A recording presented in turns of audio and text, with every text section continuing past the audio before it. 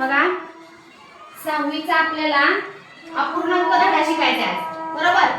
गेल्या वर्षी स्कॉलरशिपला कोण कोण बसलं होतं त्यांना सगळ्यांना माहिती आहे अपूर्णांक म्हणजे काय, समच्छेद अपूर्णांक, सममूल्य अपूर्णांक, व्यवहारी अपूर्णांक, पूर्णांकयुक्त अपूर्णांक, है की नाही, भिन्नछेद अपूर्णांक, हे सगळे प्रकार माहिती आहेत. तरी पण आपण आता ही जी नवीन मुलं आली त्यांच्यासाठी अजून एकदा रिव्हिजन घेऊया आपण, बरोबर का प्रज्ञा? ठीक आहे, हाताची घडी घाला, ताट बसा आणि समजून घ्या फक्त. आता बघा मी इथे एक आकृती काढलेली आहे, हा एक गोल काढलाय, ही भाकरी आहे असं समजा, आणि या भाकरीचे मी 4 तुकडे केले. किती तुकडे केले? 4.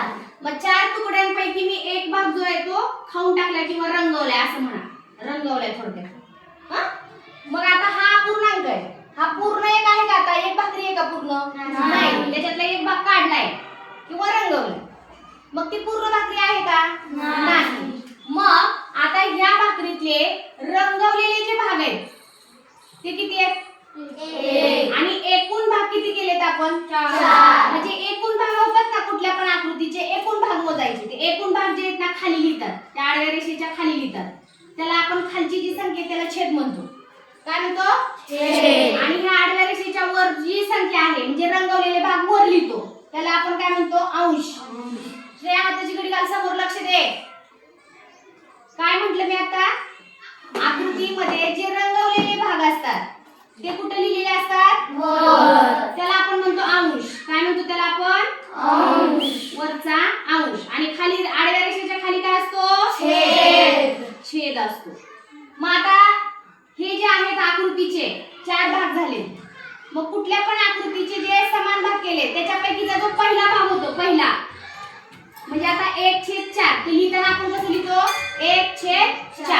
त्या एका भागाला एकक अपूर्णांक म्हणायचं. काय म्हणायचं? एक भागाला एकक अपूर्णांक. त्याला इंग्लिश मध्ये आपण म्हणतो युनिट फ्रॅक्शन. काय म्हणतो त्याला आपण? Unit fraction. आता न रंगवलेले जे भाग आहेत त्या आकृतीतले ते किती आहेत रे? 3. मग जे न रंगवलेले भाग आहेत ते सुद्धा आपण वर लिहितोय आणि एकूण भाग जे आहेत ते कुठे लिहितो आपण? खाली लिहितो. मग आता ह्याच्यातला अंश कोण आहे? 3. आणि छेद कोण आहे? 4. मग याचं वाचन कसं करायचं? 3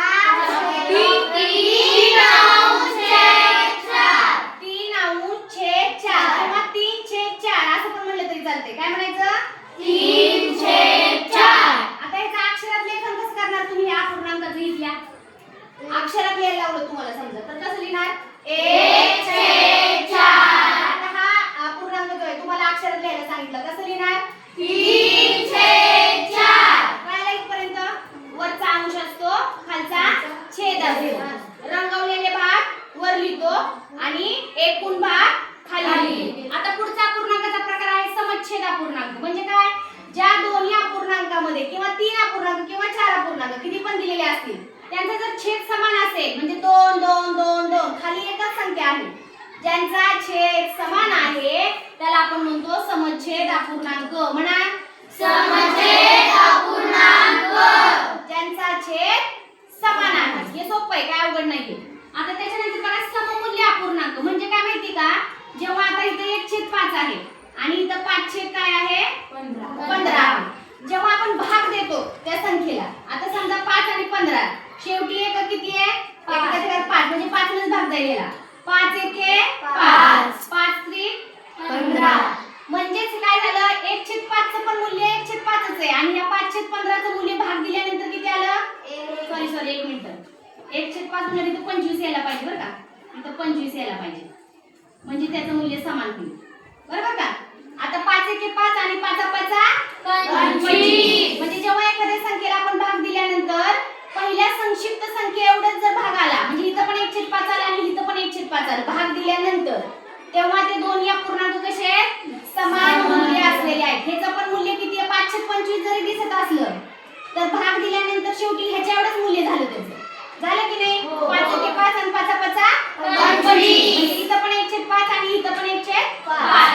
म्हणजे भाग दिल्यानंतर जे संक्षिप्त रूपात संख्या मिळते त्याला आपण काय म्हणतो? सममूल्य अपूर्णांक. पुढचा आहे अंशाधिक अपूर्णांक. ह्याच्या नावातच अर्थ आहे ज्या अपूर्णांकाचा अंश छेदापेक्षा मोठा असतो.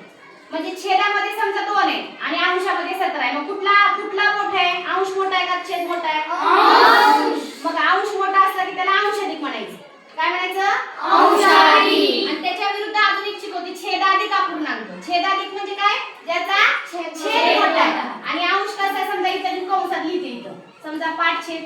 15 घेऊ आपण. ज्याचा छेद मोठा आहे आणि अंश काय आहे छोटा आहे त्याला छेदाधिक म्हणायचं. अंश अधिक आणि छेदाधिक. त्याच्यानंतरचा अति संक्षिप्त रूपात अपूर्णांक आताच आपण बघितलं बघा. आता अजून एक उदाहरण ह्याच्यामध्ये इथं 3/6 आहे आणि ह्याला जर आपण भाग दिला तर अति संक्षिप्त रूपात जी अपूर्णांक मिळणार आहे त्याला आपण म्हणतो अति संक्षिप्त रूपातील अपूर्णांक. 3 1 3 3 2 6. अति संक्षिप्त रूप म्हणजे भाग दिल्यानंतर मिळणारा अपूर्णांक. आणि त्याच्यानंतर आहे पूर्णांक युक्त अपूर्णांक म्हणजे काय एक पूर्ण संख्या आणि पुढचा अपूर्णांक. हा 3 काय आहे पूर्ण आहे आणि 7/2 काय आहे अपूर्ण आहे. म्हणून पूर्णांक युक्त अपूर्णांक. एवढं समजलं. या व्याख्या सगळ्यांनी लक्षात घ्या. उदाहरण देते अजून तुम्हाला. सोडवत गेला